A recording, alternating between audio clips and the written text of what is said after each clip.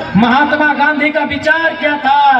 महात्मा गांधी कहते थे भारत की आत्मा बसती है गाँवों में, भारत की आत्मा बसती है गाँवों में, खेतों में। कहाँ? गाँवों में, खेतों में। भारत की आत्मा बसती है कहाँ? गाँव में। कहाँ? खेतों में। गाँव की आत्मा बसती है किसानों में। भारत की आत्मा कहाँ बसती है? गाँवों में। आवाज नहीं आ रहा है, गाँव में। एक साथ बोलिएगा। भारत की आत्मा कहाँ बसती है? गाँवों की आत्मा कहाँ बसती है? और किसानों की आत्मा खेत खलिहानों में। ये गांधी का जीवन दर्शन है मुख्यमंत्री जी। ऋषि महोदय, बिना गांधी को पढ़े आप आईएएस की नौकरी नहीं पाए होंगे।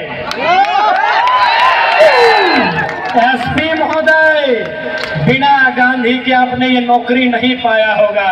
पढ़िए गांधी को, पढ़िए गांधी के जीवन दर्शन को। देश का मतलब गांव होता है, गांव का मतलब किसान होता है, और किसान का मतलब खेत खलिहान। किसान का मतलब खेत खलिहान होता है। इसीलिए मैं फिर कह रहा हूँ, एनटीपीसी देश नहीं है, मगध आम्रपाली देश नहीं है, अडानी प्राइवेट लिमिटेड देश नहीं है, जिंदल देश नहीं है। देश अगर है किसान का खेत देश। इसलिए अगर देश की रक्षा करनी हो, देश की रक्षा करनी हो तो पहले किसानों की रक्षा करिए,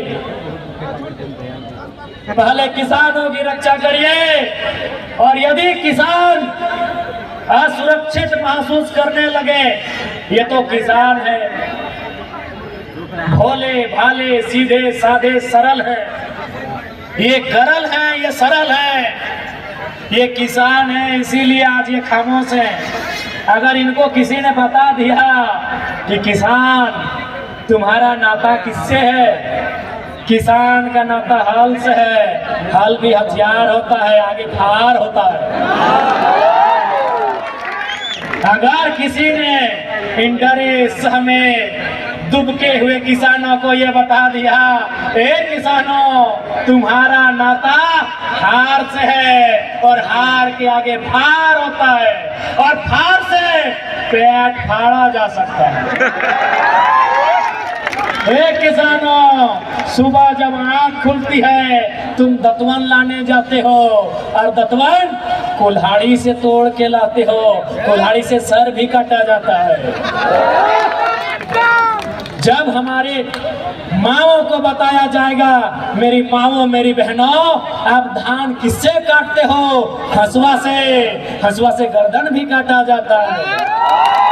ये किसान है इसीलिए आज सरल है, ये किसान है इसीलिए फसल उगाना जानते हैं। जिस दिन गर्दन काटने का योजना बना लिया, कोई नहीं बचेगा, कोई नहीं बचेगा।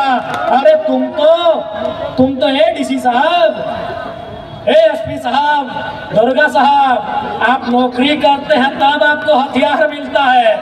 हम लोग पैदाइशी हार लेके चलते हैं, हार में फार।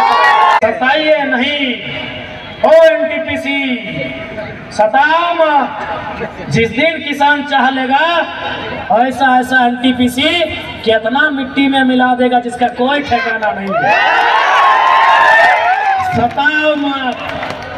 मानते हैं अभी पूंजी है तुम्हारे पास, और वो पूंजी तुम विधायक का चुनाव में लड़ने के लिए देते हो, मालूम है। हे एनटीपीसी, मालूम है हमको, मालूम है तुम्हारे पास पूंजी है। पूंजी तुम मुख्यमंत्री को भी देते हो, ये भी मालूम है। नहीं तो 5000 बकरा कहाँ से आता? इतना बोका झारखंडी नहीं है, इतना बोका झारखंडी नहीं है भाई। अगर कंपनी ने उनको चंदा नहीं दिया, अरे ठीक है, रोड सरकारी, लाइट सरकारी, बिजली सरकारी, खसी का मीट सरकारी नहीं था।